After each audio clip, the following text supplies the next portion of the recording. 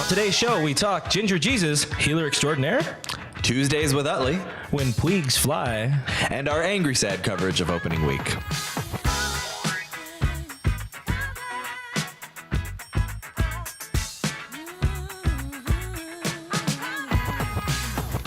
Welcome to Happy Fun Time Sports, presented by Dodgers Nation. Be sure to visit DodgersNation.com for breaking Dodgers news, notes, and analysis. I'm FRG. And I'm Roger from Doug. I think you need a higher pitch voice for that or something like that. All right, funny. So we're back in our usual studio here. Yeah, Everything's looking nice. We got our first troll last week. Oh. That's where I got the Roger from Doug. Someone was like, is that Kevin or is that Roger from Doug? Apparently I'm Roger. Cool. So, I think that's moving on up. Yeah, get me some patty mayonnaise. We need to watch Doug again, or at least I do, because I forgot how that whole love triangle turned out. Oh, it was good. It was real good. Oh God, you gotta love 90s cartoons. Anyway.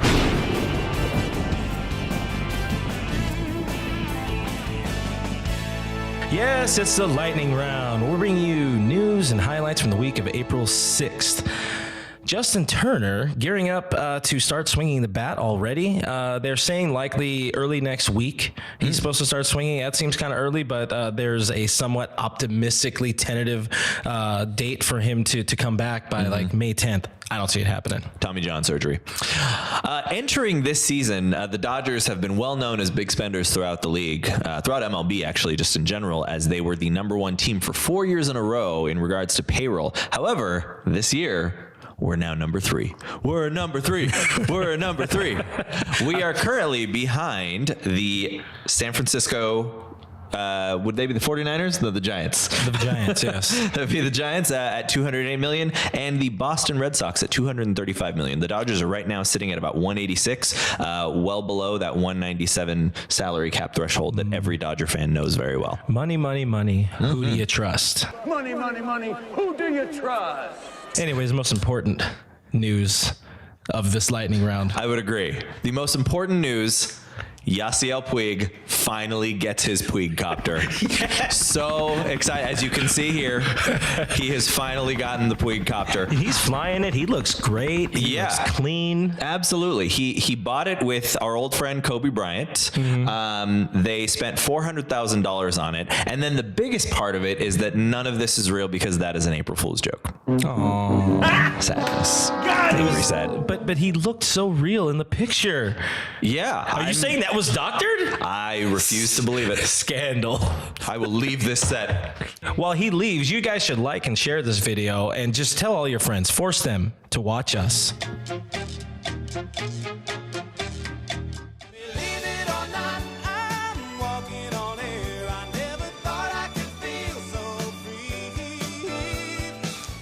At age 9, Dodgers minor league pitcher Devin Smeltzer was diagnosed with cancer.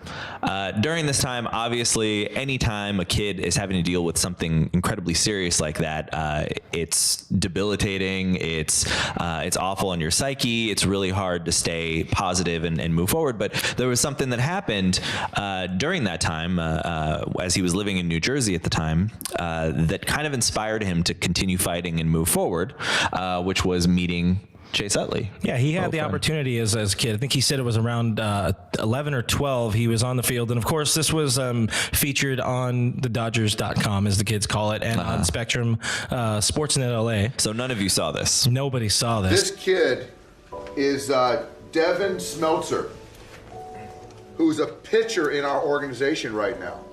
No way. And this is Devin. Come here, Devin.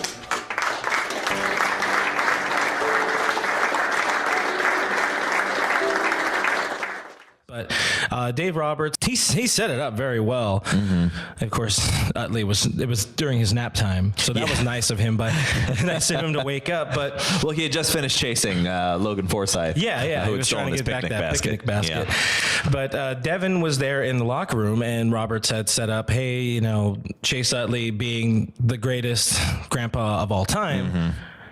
met this kid, X amount of years ago, and here he is today, and playing in the same system for the same that's team. super Same cool. organization. Here we are. Yeah. The Smeltzer was drafted by the Dodgers. I think it was 2016, and he's there in the same camp. Yeah, Granted, absolutely. different sides of camp, but that's cool. It's nice, and it kind of gives a nice bookend. Like, you meet these people.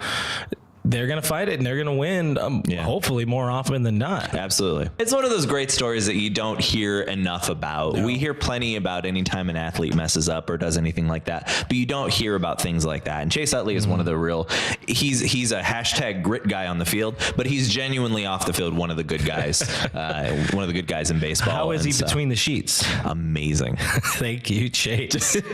He's learned so much in his 75 years. Yes, he has. Hey, 90 years of messing around will do that for you.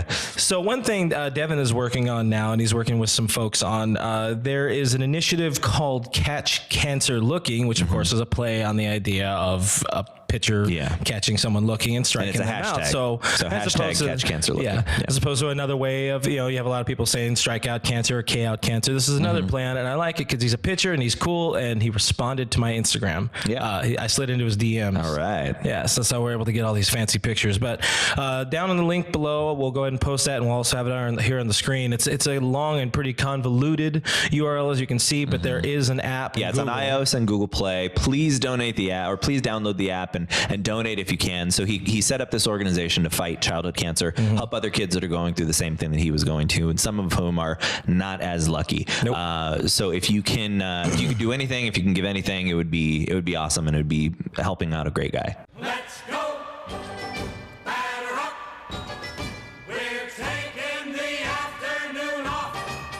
It's a beautiful The 2018 season has finally started, and God, can it be over already? This is just bad. It really feels immediate, like a tale of two seasons. It kind of does. Yeah, it kind of does. It's like, everything is the end of the world. Joe Panic is the devil, and then it became all right. You know what? Maybe this isn't going to be. Now it's bad again. Now it's bad again. Yeah. It's been overall, to put it lightly, terrible. Absolutely terrible. So, however, what we're going to do... Analysis. Hashtag analysis. What we're going to do is we're going to focus... We're going to do a little bit of the good news first. So the good. Then we're going to hit you with the bad news. And hopefully you're sticking with us after that. And we're the ugly. Hey. All right. So the good. Catchers. Grandal and Barnes have basically been the Dodgers offense this season. Grandal's hitting .350 right now. He's got a home run and 3 RBIs. And Barnes is hitting a robust .429 in his appearances. Not too bad for a catcher second baseman guy. Not at all. Not at all. He's like a good Kike. Yeah. Oh. We were trying to make up. Oh, that's right. Well, hey, block me on Twitter, Kike. and the third guy in the list, even though he hasn't caught any games with Kyle Farmer's, he hasn't so much hit, but he has played a pretty good defensive third base, which has helped keep Logan Forsythe away from third base because he apparently just completely forgot how to play it. Yeah. Or at least he's struggling. He's never actually seen a third base before. He's like, why'd the ball come so fast? That's what you get for swiping all them picnic baskets, Logan. Telling you, Logie Bear. Yeah, let's move on a little bit to the rotation. Kershaw and Wood and Maeda and Hill have all been very solid. Like, despite Kershaw giving up the 3 home runs, those are literally the 3 runs he's given up this entire season. He's got to keep it in the yard a little bit more. Get through the lineups a bit quicker. Yeah, he's laboring a little too much. Yeah. But Wood, Maeda, and Hill have been great. The whole rotation has an overall 1.22 ERA, but that doesn't include Ryu. What do you think about the bullpen? So I want to fight you a little bit on the bullpen because I know you're. Let's go. Let's do it. We had our lapel mics. We could put them off. Hold my earrings. Hold my baby. I'll go ahead and let you kind of pilot the bullpen. Like, you know what? On paper, they look kind of good. The stats are pretty okay. Yeah. Outside of Jansen, who's directly lost us 2 games in a way. But literally half of the games we've lost have been because of Jansen. Yeah.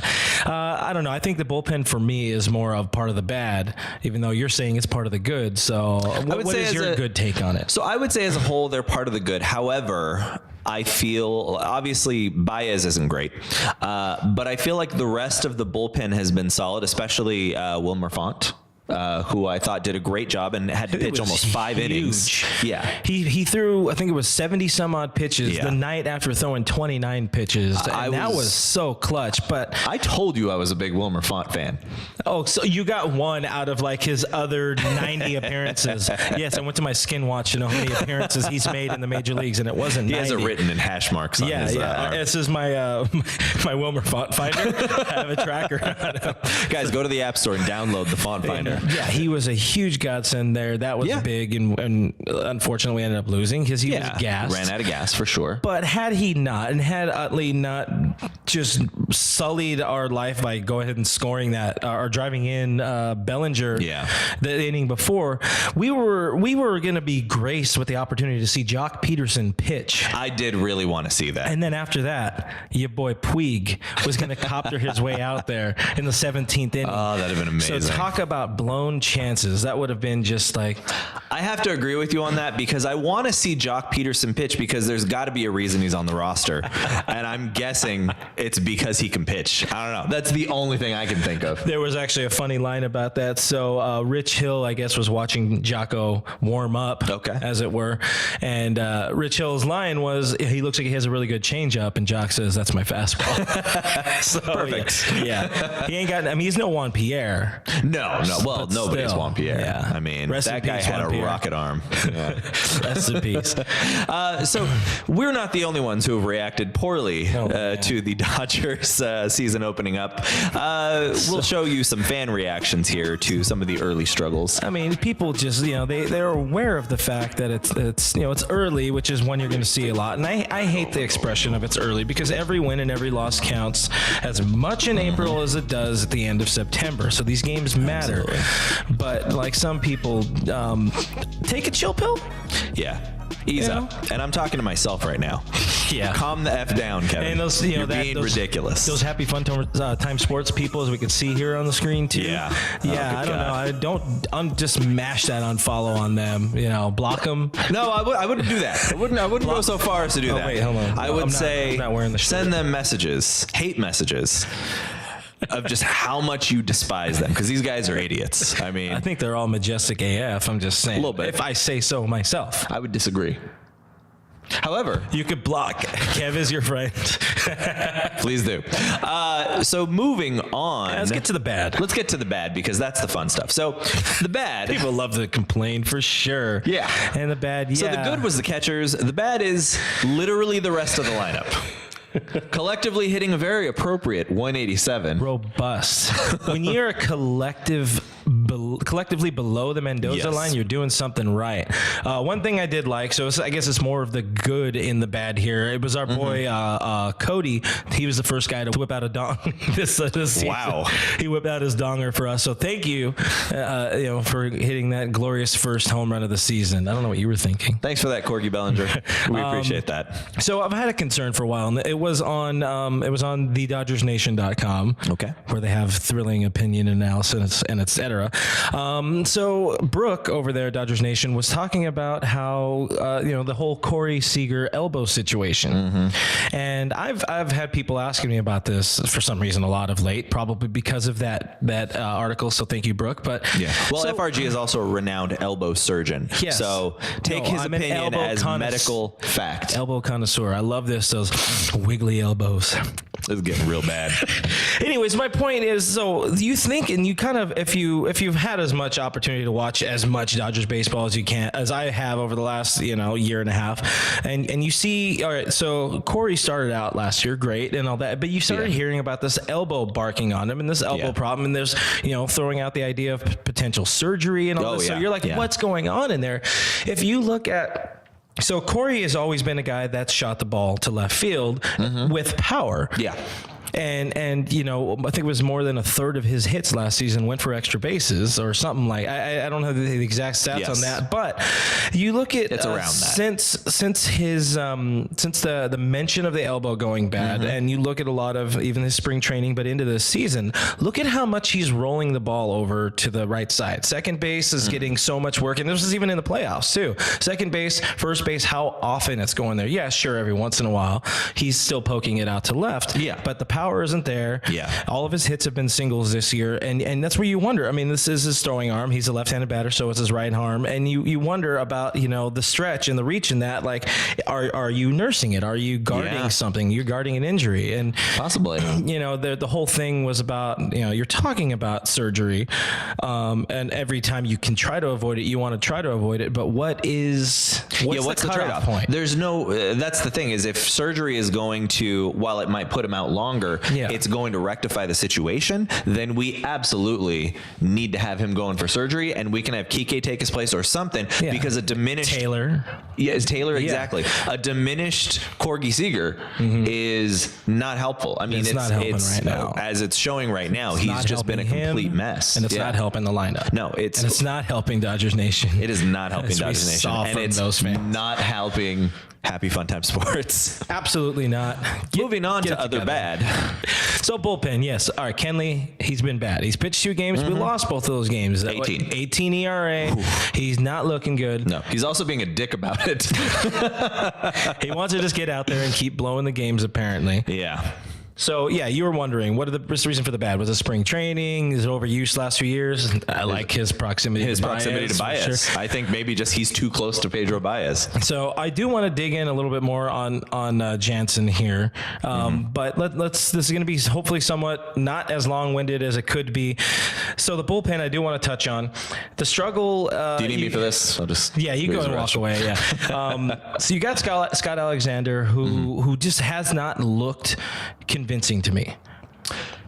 I would agree. He's had one bad game. Was it the second to last game or whatever it was in Arizona? Yeah, the middle game in the Arizona series. Yeah, he walked in a run. He almost sort of got out of it, but he walked in a run, and then of course Baez with his shiny 0 ERA came in and walked in 2 runs of Scott Alexander. So so Baez kept that. so you look at it here. Baez does have his FIP at 3.64, but his ERA at 0. So this is what I'm going to call. I'm going to call this FRG's learning corner. It's about FIP or FIP, and that is the fielding independent pitching ERA, which I've mentioned before. But for some people who might not know about the advanced statistic, basically it's a stat that measures what the pitcher can control, which is hits, walks, strikeouts, and all that. Because traditional ERA can be very misleading. Yeah, because you can have an amazing defense behind you. You can have an Andrelton Simmons behind you at shortstop who's going to save you so many runs, or you can have a Hanley Ramirez who's going to lose you a bunch of runs at shortstop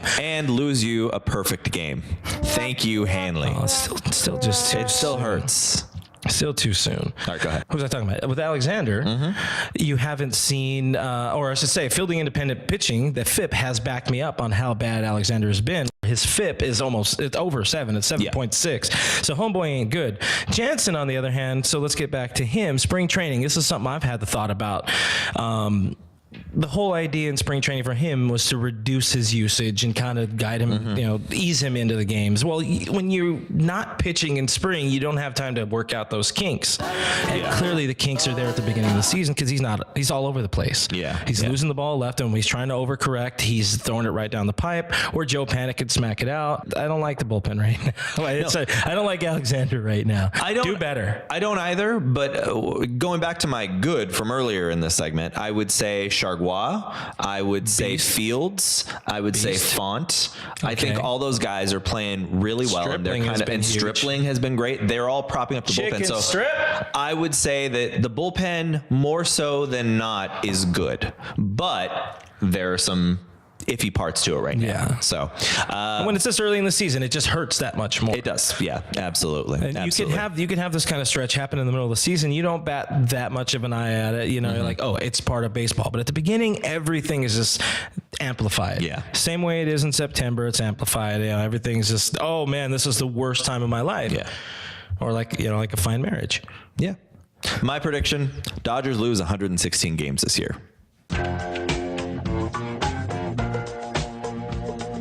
Bay of the Week. I believe in miracles. Yes, it is that time for us to give you our bays of the week because we love them. That's why they're our bays. So Kevin, why don't you tell me who's your? I really just look forward to it because of your dance moves. That's my thing now. You're gonna dance. You all better be dancing with me. Wildly sexy. My bays of the week. I have multiple. There's actually 8 of them. Did you not read the fine print? I did not. Contracts mean nothing to me. My bays of the week, there are 8 of them. They are called the San Francisco Giants offense. Giants. Giants. Oh. Because those are the few people, the few lovely... You know this is a Dodgers show, right? The few lovely, wonderful human beings this year that decided to take it upon themselves to make the Dodgers look like a pretty decent team for the first couple games of the season. And I'm so happy about that. It was such a lovely gift for them to score 2 runs over 4 games. Historically bad. It was historic. Oh, I know it was. Yeah. It was absolutely insane. As we can see on the screen. I am so thankful for those ugly human beings to have really tried. They really tried to bump up the Dodgers' confidence, and I appreciate that. Yeah. So, Giants, you guys are my bays of the week. It's beautiful. Yeah, it's glorious. I'm going a little bit different. All right. So anybody who's part of the deep web, the dark web like I am, or sorry, I think they call it Twitter. Yes. Twitter. Yeah. Anybody's part of Twitter like I am, you might have heard or come across a fella, alleged fella, Doyers Please, who's just, I mean, of any sort of Twitter person to follow. He's my kind of fan. Oh, just gold. This is the person who makes you not want to harm yourself or the Dodgers on this type of stretch because he's just the greatest. Yeah. You know, world's foremost orgy organizer, as we can see from the screen here. You know, Turner's in on it, so that's cool. Fair. But Doyers, please just keep doing what you're doing, sir or madam. You're doing the Lord's work. Or both. Oh. And that's been the show. Like and share this video and make sure you give Happy Fun Time Sports and Dodgers Nation a like on Facebook. Follow us on Twitter, Instagram, or on Snapchat, or visit HappyFunTimeSports.com. Be sure to visit DodgersNation.com for breaking Dodgers news, analysis, and opinion. We'll see you next week. Go Blue. Bye, Felicia.